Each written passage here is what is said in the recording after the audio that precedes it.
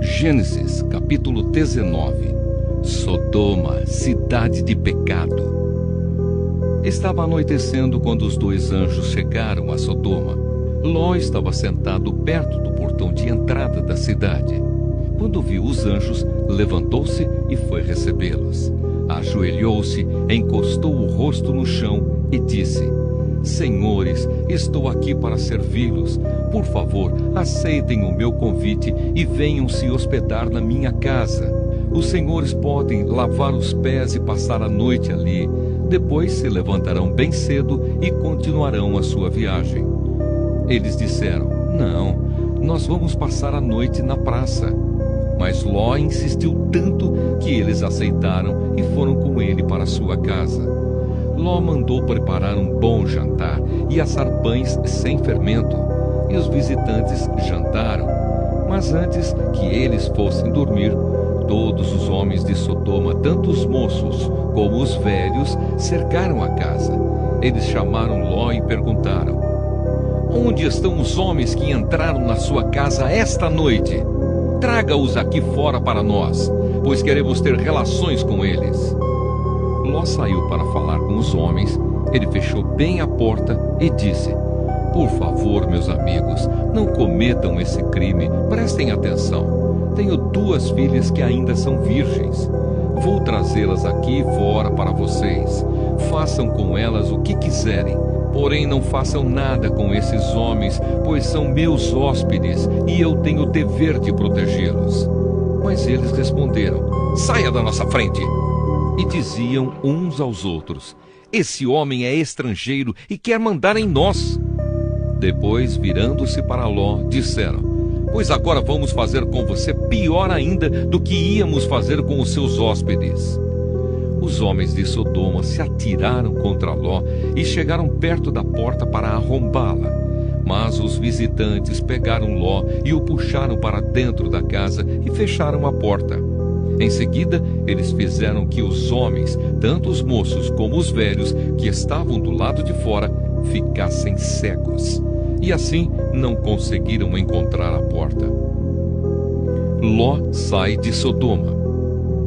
Então os visitantes disseram a Ló: Tem mais gente sua aqui? Pegue os seus filhos, as suas filhas, os seus genros e outros parentes que você tiver na cidade e tire todos daqui, pois nós vamos destruir este lugar. O Senhor Deus tem ouvido as terríveis acusações que há contra essa gente e por isso nos mandou para destruirmos Sodoma. Então Ló saiu e foi falar com os homens que iam casar com as suas filhas. Ele disse: Arrumem-se depressa e saiam daqui, porque o Senhor vai destruir a cidade. Mas eles pensaram que Ló estivesse brincando. De madrugada, os anjos insistiram com Ló, dizendo: Arrume-se depressa, pegue a sua mulher e as suas 2 filhas e saia daqui, para que vocês não morram quando a cidade for destruída. E como ele estava demorando, os anjos pegaram pela mão Ló, a sua mulher e as suas filhas e os levaram para fora da cidade, pois o Senhor teve compaixão de Ló. Então um dos anjos disse a Ló: Agora corra e salve a sua vida. Não olhe para trás, nem pare neste vale. Fuja para a montanha, senão você vai morrer. Mas Ló respondeu: Senhor, não me obrigue a fazer isso, por favor. O Senhor me fez um grande favor e teve pena de mim, salvando a minha vida. Mas a montanha fica muito longe daqui e a destruição vai me alcançar e acabar comigo antes que eu chegue lá. Está vendo aquela cidadezinha ali? Ela fica perto. Deixe que eu fuja para lá, a fim de salvar a minha vida. Veja que é uma cidade bem pequena. Então o anjo disse: Está bem, concordo. Eu não destruirei aquela cidade. Agora vá depressa, pois eu não poderei fazer nada enquanto você não chegar lá. Ló tinha dito que a cidade era bem pequena, e por isso ela recebeu o nome de Zoar. A destruição de Sodoma e de Gomorra. Ló chegou a Zoar depois que o sol já havia saído. De repente, lá do céu, o Senhor Deus fez chover fogo e enxofre sobre Sodoma e Gomorra. Ele destruiu essas duas cidades e também todo o vale e os seus moradores, e acabou com todas as plantas e árvores daquela região. E aconteceu que a mulher de Ló olhou para trás e virou uma estátua de sal. No dia seguinte, Abraão se levantou de madrugada e foi até o lugar onde havia falado com Deus, o Senhor. Abraão olhou na direção de Sodoma, de Gomorra e de todo o vale e viu que da terra subia fumaça, como se fosse a fumaça de uma grande fornalha. Foi assim que Deus destruiu as cidades do vale. Mas ele pensou em Abraão e fez com que Ló escapasse da destruição das cidades onde havia morado. A origem dos Moabitas e dos Amonitas. Ló teve medo de ficar morando em Zoar e por isso foi para as montanhas, junto com as duas filhas. Ali, os três viviam numa caverna. Certo dia, a filha mais velha disse à mais nova: "O nosso pai já está ficando velho e não há nenhum outro homem nesta região. Assim, não podemos casar e ter filhos, como é costume em toda parte. Venha cá, vamos dar vinho a papai até que fique bêbado. Então nós nos deitaremos com ele e assim teremos filhos dele." Naquela mesma noite, elas deram vinho ao pai e a filha mais velha teve relações com ele. Mas ele estava tão bêbado que não percebeu nada. No dia seguinte, a filha mais velha disse à irmã: "Eu dormi ontem à noite com papai. Vamos embebedá-lo de novo hoje à noite e você vai dormir com ele. Assim, nós duas teremos filhos com ele e conservaremos a sua descendência." Nessa noite, tornaram a dar vinho ao pai e a filha mais nova teve relações com ele. De novo, ele estava tão bêbado que não percebeu nada. Assim, as duas filhas de Ló ficaram grávidas do próprio pai. A mais velha teve um filho, a quem deu o nome de Moabe. Ele foi o pai dos Moabitas de hoje. A mais nova também teve um filho e pôs nele o nome de Ben-Ami. Ele foi o pai dos Amonitas de hoje.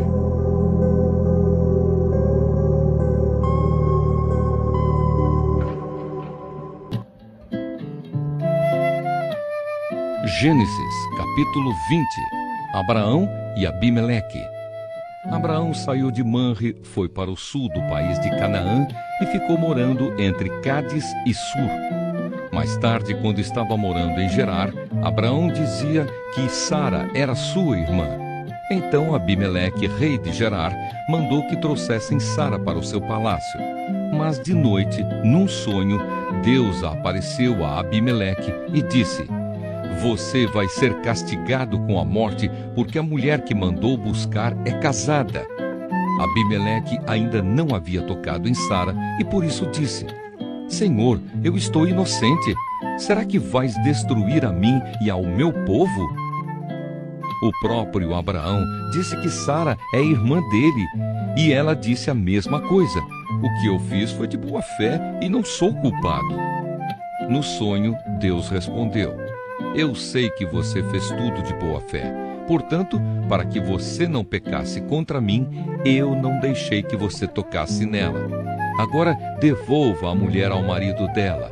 Ele é profeta e orará para que você não morra. Mas, se a mulher não for devolvida, eu estou avisando que certamente você morrerá, você e todos os seus." No dia seguinte, Abimeleque levantou-se bem cedo, chamou todos os seus servidores e lhes contou o que havia acontecido. E eles ficaram com muito medo. Em seguida, Abimeleque chamou Abraão e disse: "Veja o que você fez. Que mal eu lhe causei para que você fizesse cair sobre mim e sobre o meu país a culpa de um pecado tão grande. Isso não é coisa que se faça. O que é que você estava pensando quando fez isso?" Abraão respondeu: "Eu pensei que neste lugar ninguém respeitasse a Deus e que me matariam para ficar com a minha mulher. Além disso, Sara é de fato minha irmã, mas só por parte de pai. Sendo assim, eu pude casar com ela. Quando Deus me tirou da casa do meu pai e me fez andar por terras estrangeiras, eu disse a Sara: em todo lugar aonde formos, faça-me o favor de dizer que sou seu irmão. Então Abimeleque devolveu Sara a Abraão. Além disso, lhe deu ovelhas, bois, escravos e escravas, e disse: olhe, Abraão, aí estão as minhas terras, more onde quiser. E Abimeleque disse a Sara o seguinte: estou dando ao seu irmão 11,5 quilos de prata, para que os que estão com você saibam que você está inocente.